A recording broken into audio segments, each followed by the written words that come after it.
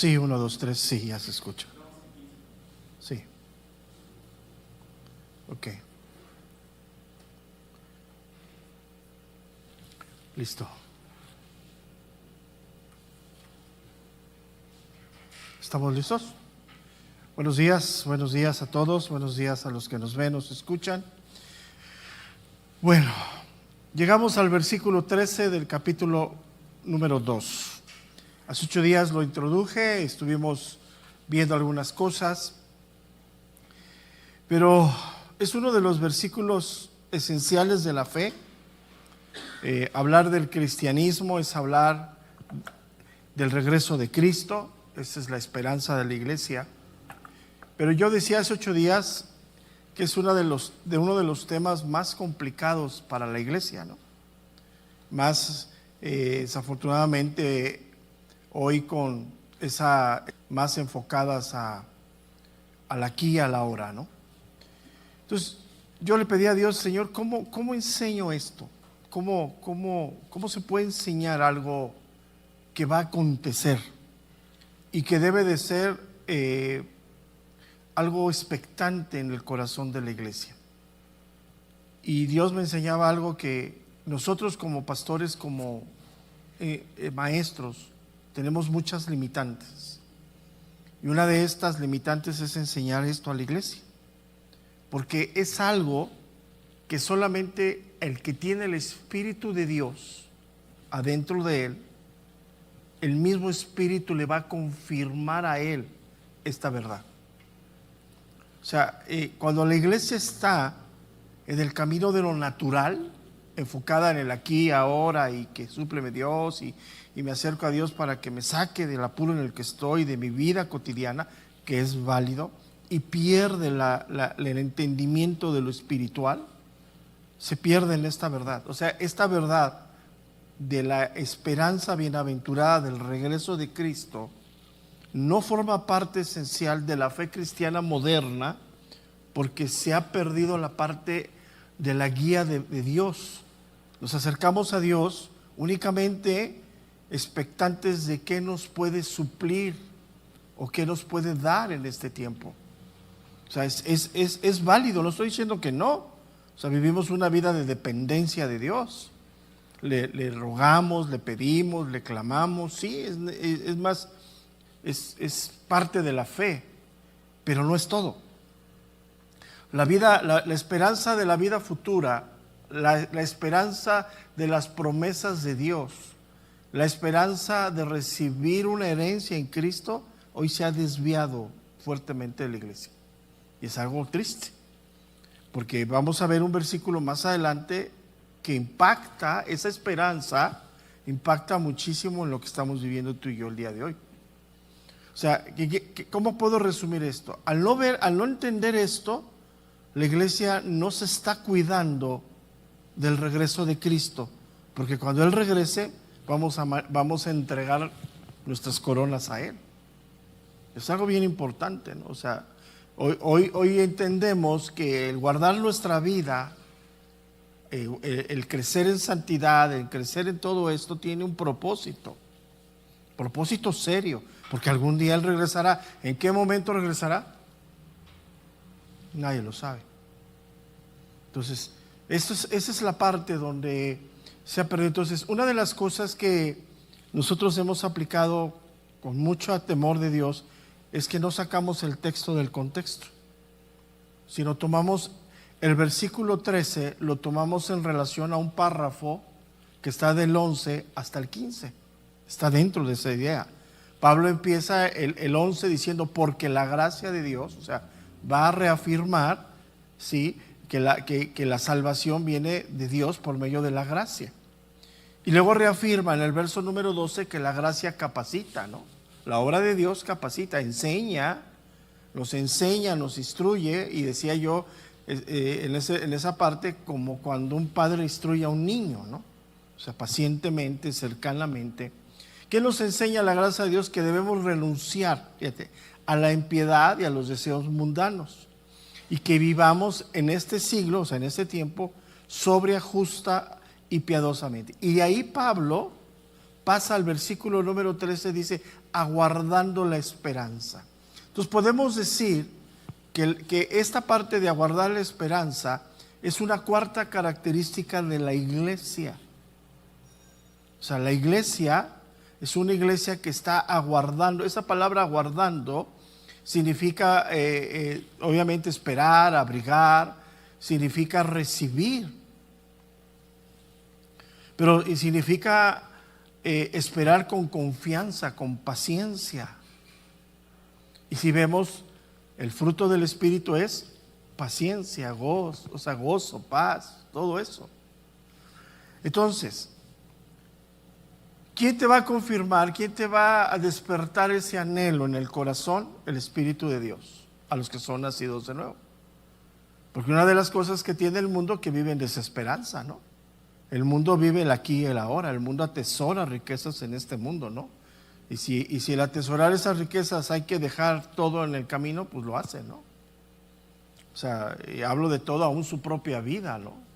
Lo vemos aún en parábolas del Señor. O sea, le dice necio, ¿no? Cuando dice, voy a hacer más grandes mis graneros, necio, le dice, tu alma hoy se acaba, ¿no? Entonces es bien importante. Entonces, podemos decir que una de las evidencias de la vida cristiana es ser pacientes, saber aguardar. Y el centro de esa paciencia o de esa parte de esperanza o de aguardar es el regreso de Cristo. En esta vida, tú y yo no tenemos la certeza, o sea, en esta vida como estamos viviendo, que veremos al Señor cara a cara. Muchos de nosotros, o la mayor parte de nosotros, iremos a la muerte, ¿no? Pero y aún iremos a la muerte con la esperanza de la resurrección. O sea, cambia todo, ¿no? Entonces, hay un texto paralelo en la carta de los Romanos, que es el otro texto fuertísimo sobre esto. Lo vimos 8 días, Romanos 8:19. Sí, porque habla de algo que es importante, ¿no? Fíjate, aquí Pablo lo manifiesta en Romanos 8:19 de una manera bien impresionante. Dice, porque el anhelo ardiente, o sea, no solamente es una expectación, no solamente es un esperar, sino habla de la parte del corazón, ¿no? Ardiente, ¿no? De la creación es el aguardar la manifestación de los hijos de Dios. Hoy la misma creación gime por el pecado que hay, ¿no? Y es desastroso, ¿no? O sea, lo que hoy vemos es tremendo, ¿no? En todo el contexto de la creación. Entonces, hay varios textos paralelos que nos dejan ver esto, ¿sí? Y que nos llaman a esta reflexión. Entonces podemos tomar nosotros como una doctrina fundamental de la fe cristiana la esperanza del regreso de Cristo. Siento que es una de las doctrinas esenciales de la fe, que hoy con lo que se vive en la iglesia hoy, con lo que se ha manipulado a la iglesia hoy, se ha desvirtuado. Hoy la mayor parte de la iglesia es el hoy, o sea, se acercan a Dios para hoy. Está bien, insisto, no estoy diciendo que esté mal. O sea, no podemos tú y yo estar separados de Dios, pero debemos de empezar a cultivar esta verdad en el corazón, porque esta verdad en el corazón va a mover toda nuestra parte espiritual y nos va a dar un propósito a pesar de la vida en la que estamos viviendo. A pesar de que hoy enfermamos, somos decadentes, tenemos pruebas, tenemos escasez, tiene un propósito. Perseverar, ¿para qué? Para el regreso de Cristo. Y el regreso de Cristo para nosotros implica que algunos de nosotros tenemos que pasar por el umbral de la muerte, ¿no? Física, aún física. O sea, es una realidad. Entonces, por eso yo siempre he sido en desacuerdo con muchos de la iglesia que se azotan cuando alguien muere, ¿no? ¿Se acuerdan que yo he denunciado eso, que al año que muere le mandan felicitaciones en el Facebook? Ya se murió. O sea, ya. ¿Por qué? Porque la muerte para nosotros es un paso transitorio del regreso de Cristo. Esa persona que murió en la fe terminó su carrera en este mundo y está aguardando. Más él lo verá primero que nosotros, según la palabra de Dios. Ellos verán primero, ellos resucitarán primero. Entonces, Colosenses capítulo 3, verso número 1.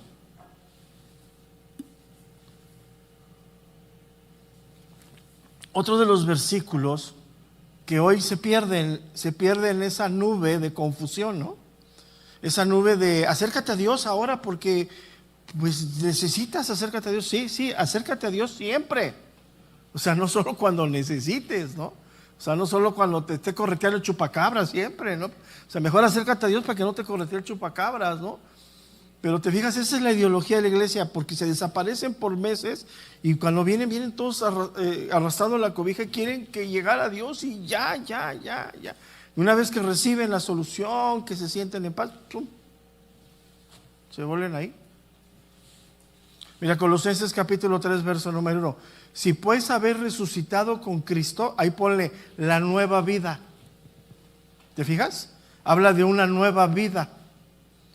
El que tiene la nueva vida busca las cosas ¿de dónde? De arriba. Ahí cosas, ponle guía de Dios. ¿Necesitamos guía de Dios aún para lo natural? Sí. O sea, ¿necesitas guía de Dios aún para hacer una transacción natural? Sí.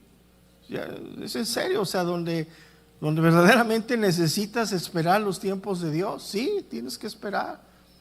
Y dice, donde está Cristo sentado a la diestra de Dios, ahí ponle gobierno. O sea, Él está gobernando todo desde ahí y gobernando las cosas sobre tu vida. O sea, nada que acontezca en este mundo está fuera de la voluntad de Dios. Por muy difícil que sea, ¿estás de acuerdo conmigo? O sea, por muy difícil que sea, Dice, poner la mira en las cosas de arriba. Ahí habla de propósito. O sea, cuando tú pones la mira para darle algo, tienes un propósito, estás buscando. Sabes que hoy la iglesia no tiene propósitos espirituales, hoy la iglesia tiene propósitos terrenales. Señor, dame, súpleme.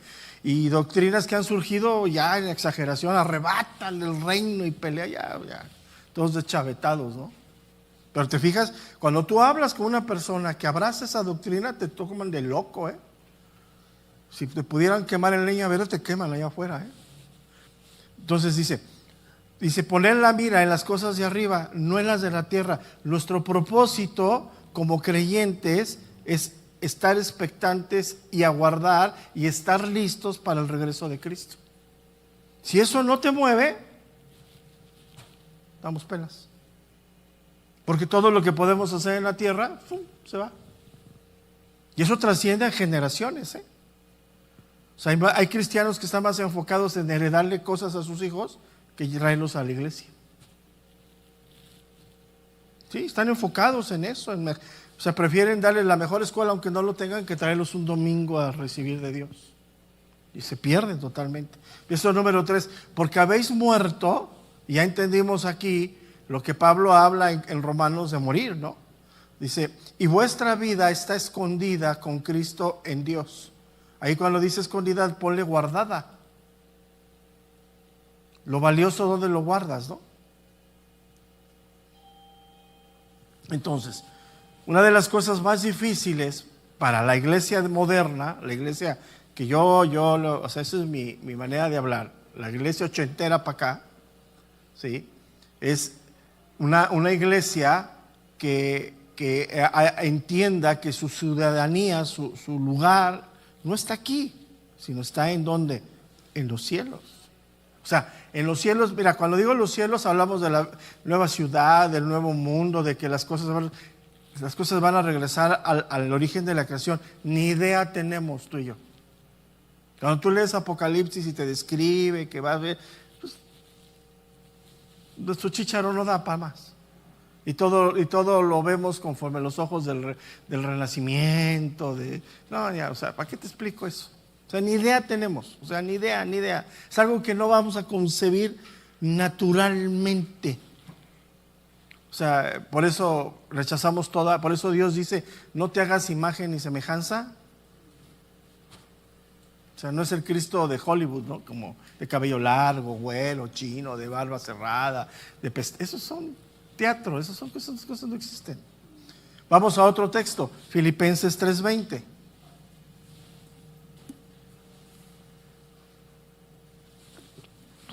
Otro texto que afirma esto, O sea, estamos viendo teología, ¿no? Una doctrina establecida en varias partes del Nuevo Testamento, ¿no?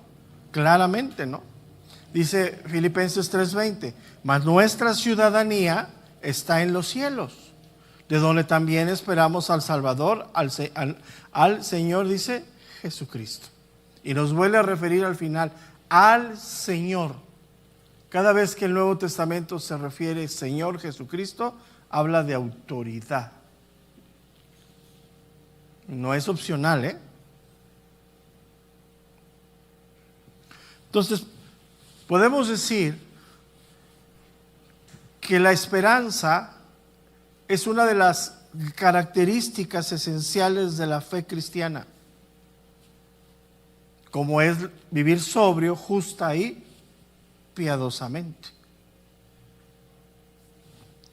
Pero la esperanza, la diferencia que tiene la esperanza, por eso Pablo la separa en el verso número 13, y ahorita vamos a entrar un poquito si nos da tiempo, ¿por qué le llaman bienaventurada?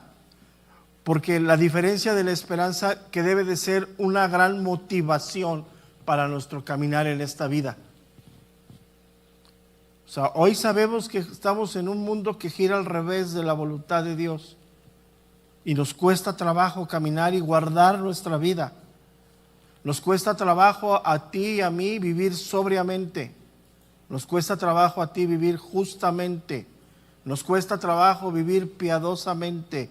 Pero cuando la esperanza se alberga bien en el corazón, todo lo demás se vuelve transitorio y podemos caminar mejor delante de Dios. Por eso la iglesia batalla tanto en su comunión con Dios, porque está centrado en el aquí, está centrado en las cosas terrenales. Y como no tiene paciencia y quiere que Dios sea su Aladino, pues imagínate, frótale la lámpara y pide 3 deseos. No, sabes que se dio hasta, trae tus 10 peticiones delante de Dios. Y que, yo veía un video de cómo ellos enfocan todo lo que la Biblia describe a sus propias cuestiones, ¿no? Veía un video de un predicador que hablaba de la muerte de Cristo, que Él murió, ¿sí? y estuvo muerto y el tercer día resucita. Entonces es una verdad bíblica, ¿no? O sea, Él muere, ¿sí? Es llevado a la tumba, no hay corrupción en Él y al tercer día. Y hablaba y describía que cuando muere Cristo, decía, Satanás se burló y se empezó a burlar y a reír, y al segundo día, dice, también se burlaba, y al tercer día al amanecer se burlaba, decía, y cuando se abre la tumba y sale Cristo, le dice, la burla se le quitó y lo lleva a las finanzas. Así dice, el diablo te ha quitado, te ha robado, Dios te va a regresar. ¿Dónde dices? Eso está hablando de salvación, porque la vida que Cristo tiene a través de la resurrección es la que comparte con la iglesia.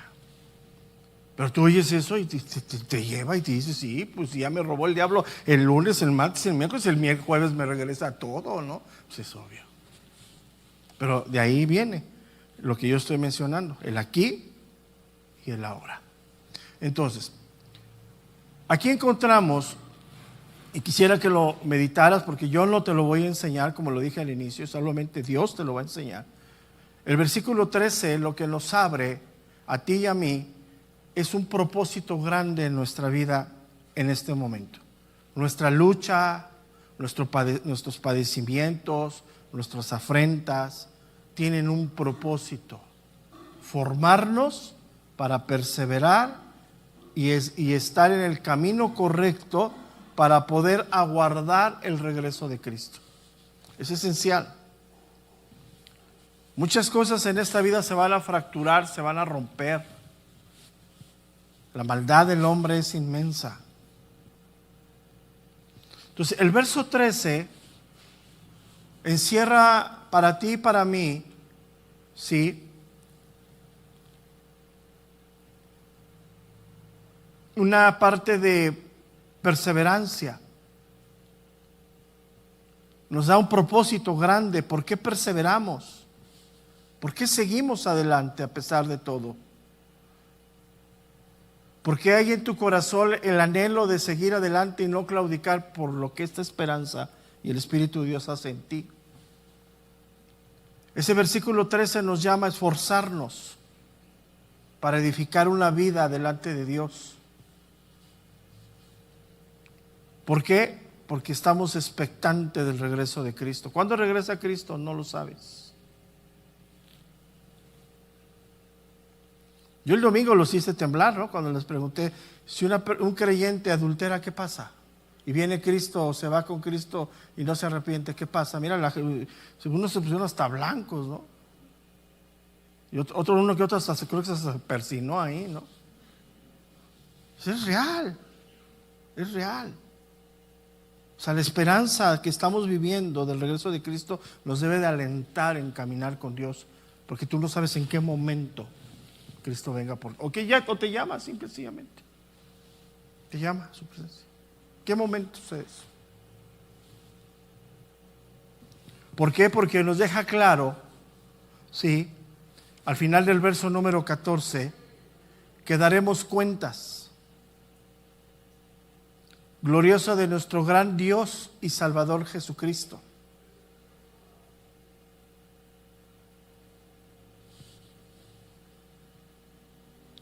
Al final nos deja ver que entregaremos cuentas de la vida que hoy Dios nos ha permitido tener, porque Él nos ha facultado a ti y a mí para tener una nueva vida.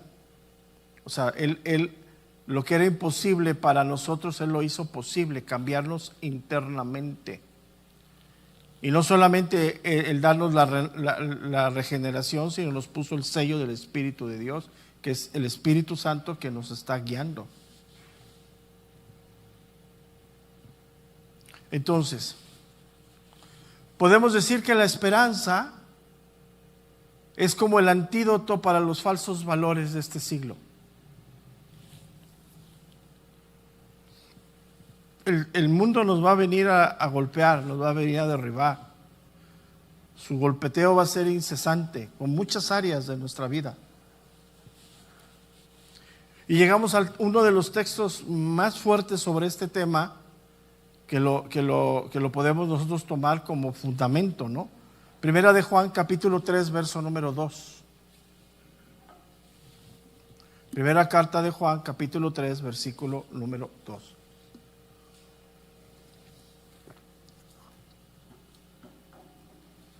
Dice, amados, ahora somos hijos de Dios y aún no se ha manifestado lo que hemos de ser.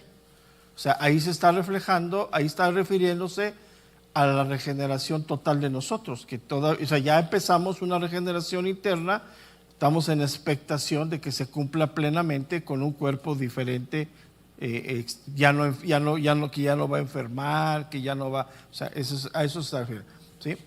Pero sabemos que cuando Él se manifieste, o sea, cuando Cristo regrese por segunda vez, seremos semejantes a Él. Por eso yo decía lo que tomaba de este predicador, o sea, está hablando de una verdad, la muerte de Cristo y la resurrección. Tiene un propósito más serio que regresarte lo que el diablo te ha robado, ¿no? Pero ellos lo enfocan ahí. Obviamente, pues, cuando lo está diciendo y está hablando con todo su caridad, la iglesia se vuelve loca, ¿no? Pues es obvio, pero no está hablando de eso, no es el enfoque de ese tema, dice. Porque le veremos tal como Él es.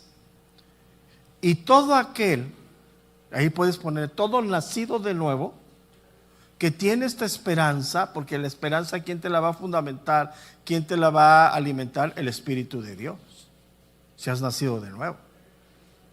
Porque yo no le puedo pedir que tenga una esperanza de regreso de Cristo a aquel que rechaza la salvación de Cristo, ¿no?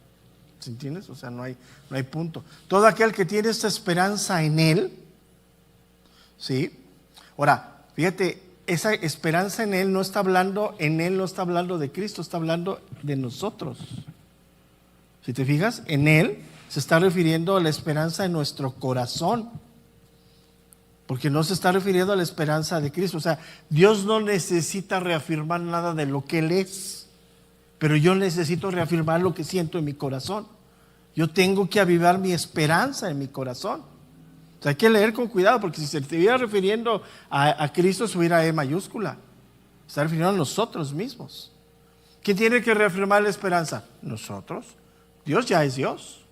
Él ya prometió regresar. Se va a caer el cielo y la tierra, pero Él va a regresar. ¿Cuándo? No lo sabemos. O sea, ¿entiendes? Entonces fíjate, todo aquel que tiene esta esperanza en Él, entonces tu esperanza está ardiente, se purifica a sí mismo, así como Él es. ¿Sí? O sea, ¿entiendes esa parte? Es bien importante, ¿no? Entonces, estas palabras del apóstol Juan nos reafirman totalmente lo que dice Tito en el capítulo 2, verso 13. Se ligan, se complementan. Entonces podemos decir que una de las doctrinas fundamentales del cristianismo es esperar ¿qué? El regreso de Cristo. ¿Por qué? Porque tiene propósito. Y una de las cosas que nos hace perder el pecado son los propósitos. El pecado nos hace cargas, no propósitos. El Espíritu nos da propósitos, nos hace liviano, ¿sí?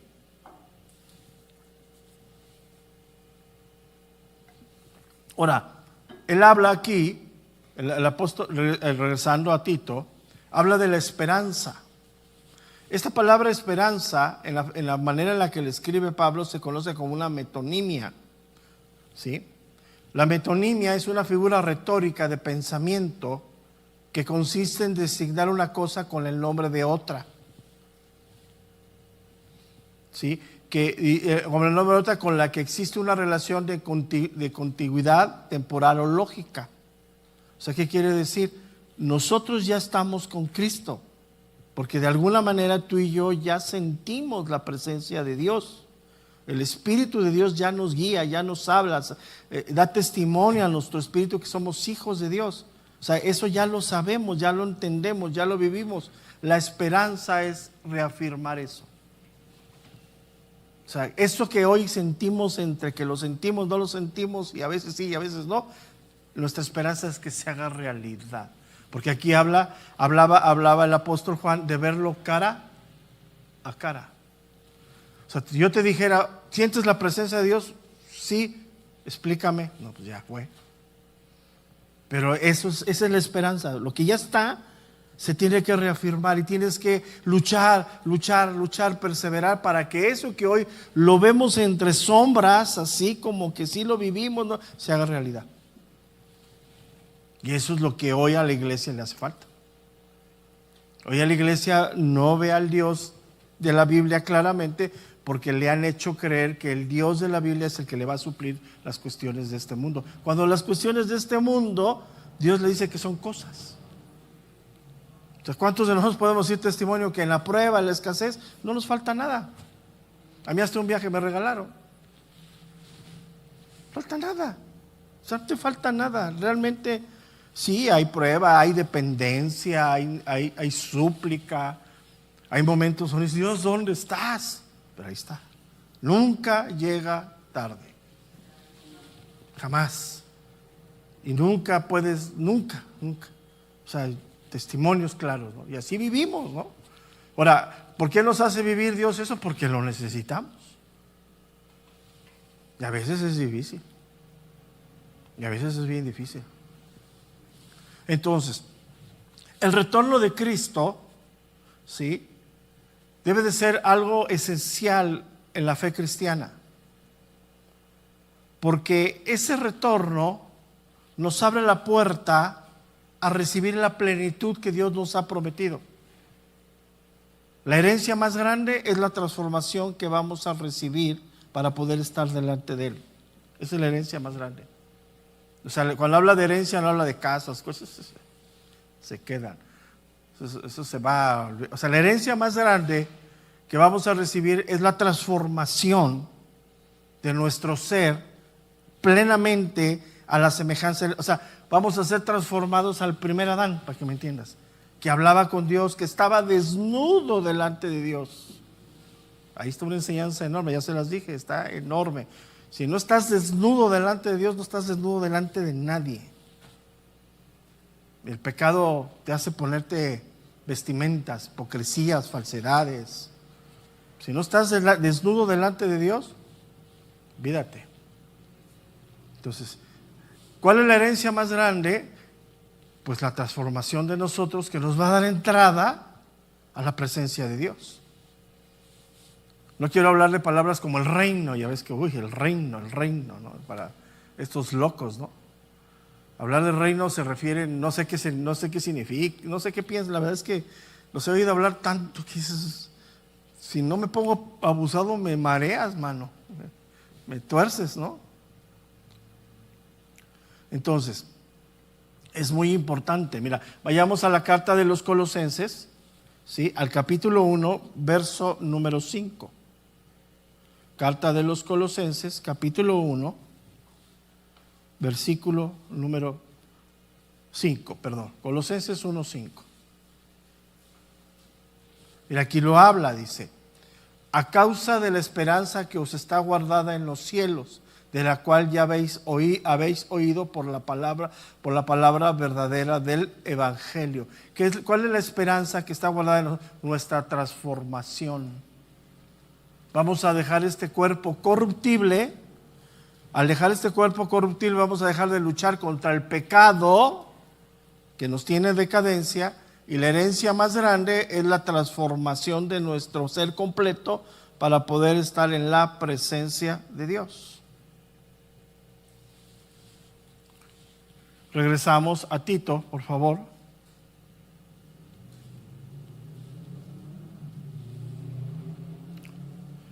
Entonces, por eso Pablo habla de la esperanza bienaventurada, aguardando la esperanza bienaventurada y la manifestación gloriosa de nuestro gran Dios y Salvador Jesucristo. Entonces, esa palabra bienaventurada se puede tomar en dos caminos de la interpretación que está dando Pablo aquí, ¿sí? Vamos a ver la primera, ¿sí? La primera parte que podemos tomarlo es que esa palabra bienaventurada habla de bendición, habla de satisfacción, habla de felicidad. ¿Por qué? Porque vamos a dejar este cuerpo corruptible, esta vida decadente. O sea, ya no vamos a ver tsunamis, ni huracanes, nada de eso, ¿no? Ya todo eso se fue. Habla de esa bendición. Y segunda, cuando habla bienaventurada, en las cartas pastorales, cuando habla de Cristo, habla como el bienaventurado. Entonces, hablar cuando dice aquí el verso 13, la esperanza bienaventurada es lo que vamos a recibir por ver al bienaventurado de frente. ¿Quién es el bienaventurado? Cristo. En las cartas pastorales nos lo deja ver. Primera de Timoteo, capítulo 6, verso 15, ahí lo podemos encontrar. Vamos para allá. Primera carta de Timoteo, capítulo 6, verso número 15. La cual a su tiempo mostrará el aventurado y solo soberano, Rey de reyes y Señor de señores. Entonces, ¿por qué habla de esto Pablo? Porque el ser transformados nos va a dar la oportunidad de ver al Señor cara a cara. Lo que hoy tú y yo, de alguna manera, lo hemos disfrutado ya en esta vida. ¿Te fijas cómo es Dios bueno? O sea, te digo, ¿tú has disfrutado de la presencia de Dios? Sí. Mira, y testimonios podemos decir enormes. Cosas que son personales, ¿no? Pero tú y yo sabemos que hemos disfrutado. Sí, pues son personales porque Dios trata de manera personal con cada uno de nosotros, ¿no? Y las cosas personales se guardan en el corazón, no se pone uno a hacer pancho de eso, ¿no? Únicamente. Entonces, la segunda, siento que podía ser la más fuerte para nosotros. Verlo a Él, pues es sentirnos plenos delante de Dios, ¿no? Hoy solamente vemos sombras, hoy de alguna manera. Y muchas veces, aun cuando estamos orando y estamos alabando a Dios, pues viene el pensamiento, a mí a veces me pasa que estoy en un tiempo estudiando, leyendo, oyendo una alabanza y de repente me entra un WhatsApp no agradable y dices, ay, ¿cómo me hablan ahorita esto? ¿No? Pero es parte de esta vida, ¿no? O sea, estás bien metido ahí, Señor, y estás oyendo y de repente te entra ay, ya te están cobrando la tarjeta de crédito. Ay, ¿por qué ahorita? No tengo, pero bueno, para decir, entonces es normal. Estando con Él, todo eso se va a terminar. Entonces, cuando dice el verso 13, aguardando la esperanza, porque es bienaventurada, porque se refiere a Cristo, la plenitud de verlo. Y cuando Él venga, pues va a haber una transformación de todas las cosas. Mira, una de las cosas es que cuando Él venga, la justicia de Dios se va a plantar en este lugar, plenamente. Una de ellas es que esa justicia podemos llevarla a que Dios ahí plenamente va a separar a los que son creyentes, sus hijos, de los que no son. Plenamente puede ser. ¿Sí? En ese momento también podemos decir que la transformación nuestra nos va a llevar a esa justicia correcta, o sea, ser plenamente transformados a la imagen de Dios. Romanos capítulo 8, verso número 29. Ahí se va a cumplir Romanos 8, 29. Dice, porque a los que antes conoció, también los predestinó para que fuesen hechos conforme a la imagen de su Hijo, para que Él sea el primogénito entre muchos, que dice, hermanos. O sea, esa predestinación desde antes de estar concebidos se va a cumplir plenamente delante de Él. Y ahí sí ya no me preguntes cómo te lo explico, porque no lo sé. O sea, imagínate que la Biblia dice que antes que seamos concebidos en el vientre de nuestra madre ya habíamos sido escogidos por Dios. O sea, explícame eso. Pues por más de que queramos, nuestro chicharito no da, pero es una verdad. Ahí lo leemos, porque a los que antes conoció, también los predestinó para que fuesen hechos conforme a la imagen de su Hijo. Habla de retomar la creación, o sea, habla del Adán. O sea, como Adán fue hecho sin pecado y Adán estaba en la presencia de Dios, caminaba con Dios, oía a Dios, y lo más importante, termina Génesis 2, estaban desnudos delante de Dios. Habla de una desnudez del alma, del corazón. ¿Qué es lo que hace el pecado? Llevarnos a revestirnos de cosas incorrectas, ¿no? El pecado nos lleva a eso. Entonces esa lucha que tenemos tú y yo hoy de no revestirnos se va a terminar ese día. Porque cómo luchamos tú y yo para no ponernos caretas de San Pillín y no sé qué. Eso es lo más difícil, la guerra más dura que tenemos tú y yo. La más dura. Dice, para que Él sea el primogénito entre muchos hermanos. Entonces, el verso 13 nos habla que la esperanza nos enseña que algún día acabaremos tú y yo con esta vida miserable que tenemos. Uy, ya me pasé, ¿verdad? Sí, por más de que te sientas hoy ungido y en victoria y bla, bla, bla, bla, tenemos una vida miserable tú y yo. Porque puedes obedecer un ratito y al ratito siguiente puedes hacer una atrocidad enorme. Así somos.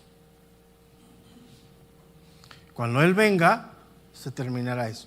Primera carta de Juan, capítulo 3, verso número 2. Primera de Juan, capítulo 3, versículo número 2. Amados, ahora somos hijos de Dios y aún no se ha manifestado lo que hemos de ser, pero sabemos que cuando Él se manifieste, seremos semejantes a Él, porque lo veremos tal como Él es. Si esta verdad te la cultiva Dios en tu corazón, le das al Espíritu de Dios, esta vida va a ser transitoria. Lo más que, aunque padezcas en esta vida, lo que padezcas, transitorio. ¿Por qué? Porque tenemos la esperanza más clara, ¿no? Entonces ahí los valores terrenales por el cual el mundo muere quedan en segundo término. Ahora que estoy diciendo que no trabajemos, no, yo no estoy hablando de eso. Hay que trabajar, porque para comer hay que trabajar. En esta vida hay que pagar, hay que hacer cosas. Yo no estoy hablando de eso. Pero sin embargo, hoy se ha perdido desafortunadamente, sí, esta parte espiritual de la iglesia muy fuertemente. Por eso la iglesia batalla, por eso la iglesia es tan inconstante. Porque mientras le va bien y recibe de Dios y ve respuesta de Dios, ¡uy, gloria a Dios, aleluya! Pero cuando no, sí, llegan el tepache, ¿no? Y sí, yo sé que es, aún en lo personal, sé que es difícil perseverar en los tiempos difíciles. No es fácil, no es nada sencillo, pero al final Dios trata con nosotros. Otro de los puntos, hablando de esa esperanza, es la resurrección de los muertos. ¿Sí? Todo aquel que ha muerto en la fe resucitará. Habrá una segunda muerte para los que están sin Dios, ¿no? O sea, y unos murieron, resucitarán y volverán a morir, y esa morir se refiere a la separación de Dios. También ahí hay muchas posturas ideológicas, muchas posturas teológicas, y más bien ideológicas, porque de teológicas no tiene nada.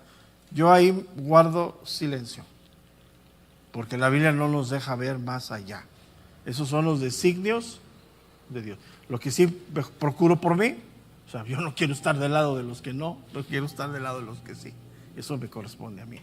Porque vas a hablar de que si el arrebato, que si el infierno, que si los va a destruir, que si van a estar torturados como Cuauhtémoc, que le quemaron los pies en el... No sé. Y esas locuras pues son de hombres que se sienten sabios y se hacen necios. Porque la Biblia no los muestra. O sea, lo que la Biblia te muestra es que tú y yo debemos de perseverar, guardarlos para estar expectantes a este momento que va a acontecer.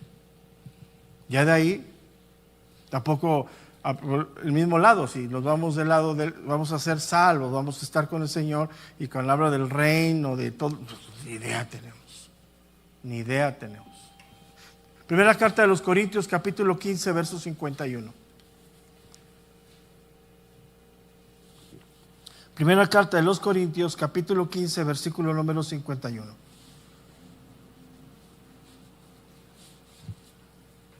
Dice, he aquí os digo un misterio. No todos dormiremos, pero todos seremos transformados en un momento, en un abrir y cerrar de ojos, a la final trompeta.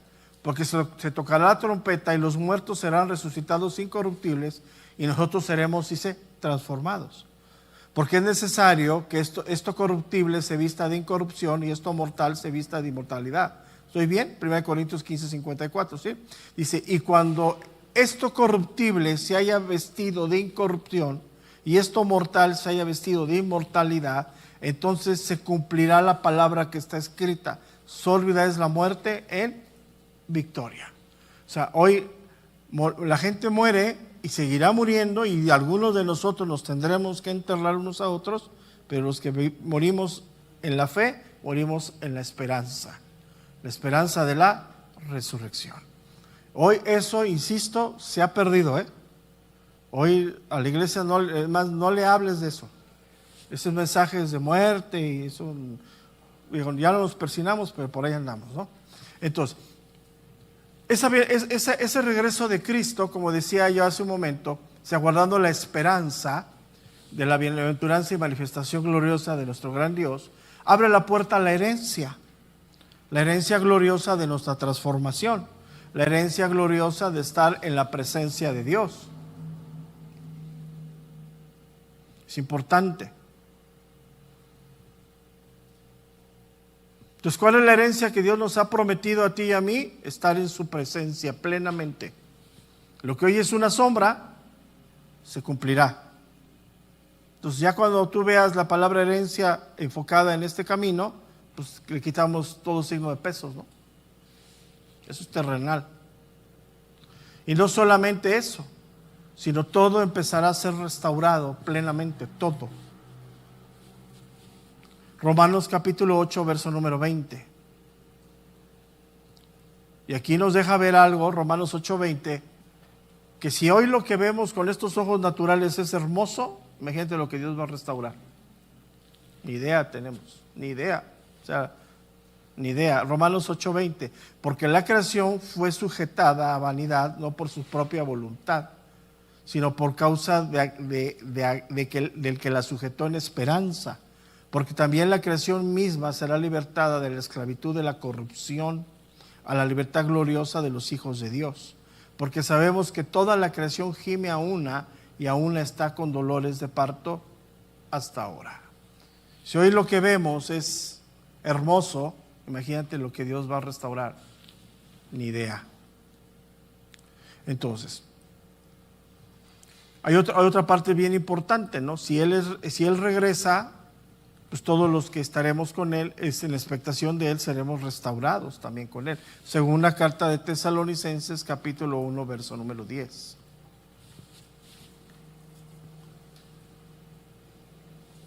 Según la de Tesalonicenses, capítulo 1, versículo número 10.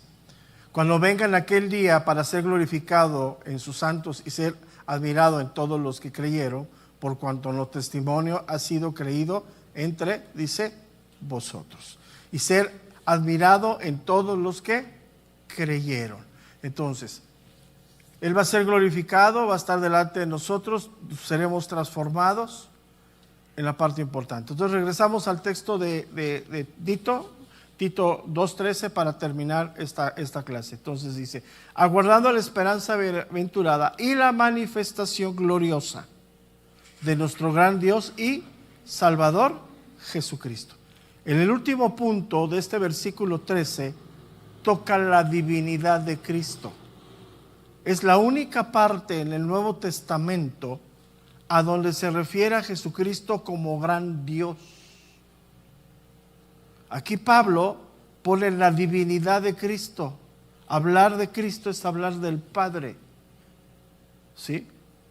Entonces es bien importante porque ese versículo, con ese solo versículo, caen teologías como testigos de Jehová, que separan totalmente. Los testigos de Jehová, otras denominaciones así, le quitan la divinidad a Cristo. Cristo es divinamente Dios. Y aquí lo deja, leamos con cuidado. Y la manifestación gloriosa.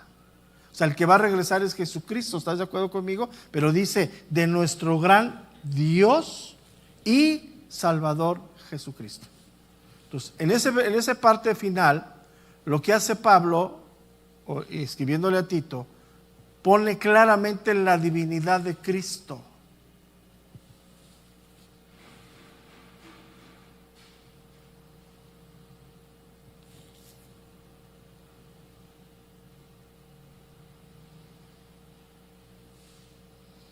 Y es muy fuerte esto, ¿no?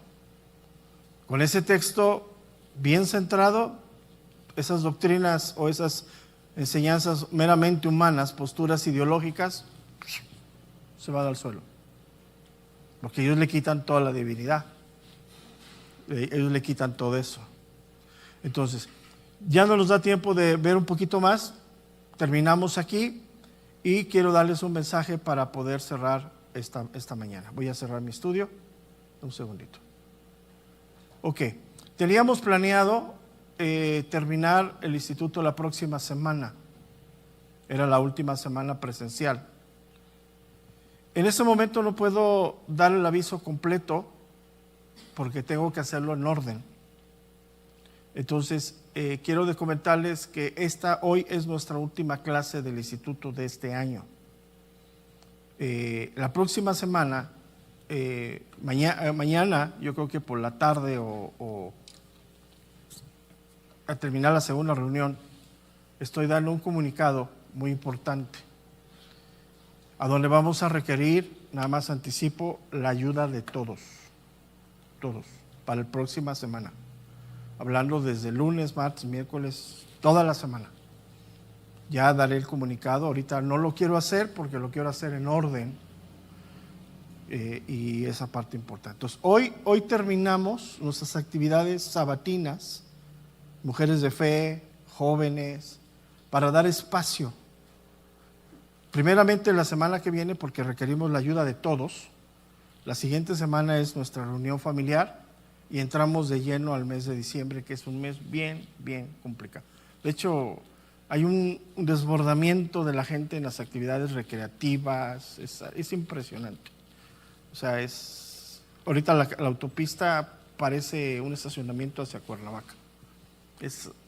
Y te estuvieron de puente una semana, pero es así. Entonces,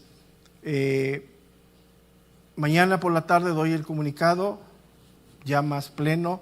Hoy todavía tengo algunas cosas que necesito cerciorarme de lo que voy a decir, pero es muy importante, estén atentos porque vamos a requerir la ayuda de todos. Todos, al final somos una familia y tenemos que ayudarnos. Entonces, hoy sería nuestra última clase de manera presencial, terminamos el instituto hasta aquí, ¿sí? Yo quería terminar el capítulo 2 la siguiente semana, pero ya no me da tiempo, ¿sí? Desafortunadamente las cosas, cuando somos llevados por Dios, Dios a veces voltea todo de cabeza en un día para otro, ¿no? Pero hay propósitos en Dios. Entonces, lo que quiero comentarles es que tienen casi un mes y medio. Hagan el esfuerzo de hacer su manual. Hagan el esfuerzo de hacer su manual. O sea, el tiempo que vienen para acá, dedíquenlo en casa. 1 hora, hora y media, transcribo mi manual. Háganlo. O sea, no lo tomen así como, ay, voy a estar de vacaciones. Háganlo. Estaremos regresando la segunda semana del mes de enero, que es como 12 o 13 de enero. Ya pasó el 6, ya los reyes nos trajeron regalos, todo eso. Entonces ya, terminando eso, ya podemos retomar. Vamos a terminar en un trimestre lo que nos falta. Bueno, espero que se pueda en un trimestre porque el capítulo 3 está impresionante. O sea, son muchas cosas que no podemos dejar así como que express, ¿no? Pero la verdad no tenemos prisa. Entonces, estaremos iniciando, pero hagan el esfuerzo de su manual. Les va a reafirmar muchas cosas. Somos seres repetitivos. O sea, nuestro chicharrón necesita funcionar con 1, 2, 3. Le decía yo, ¿cómo los aprendimos las tablas? Cantando, ¿no? Bueno, yo los aprendí cantando, ¿no? Era en ese tiempo en las cancioncitas, ¿no? Y era más fácil asimilar. Pero bueno, la idea es esto. Dentro de 8 días vamos, desde el lunes vamos a necesitar manos para ayudar.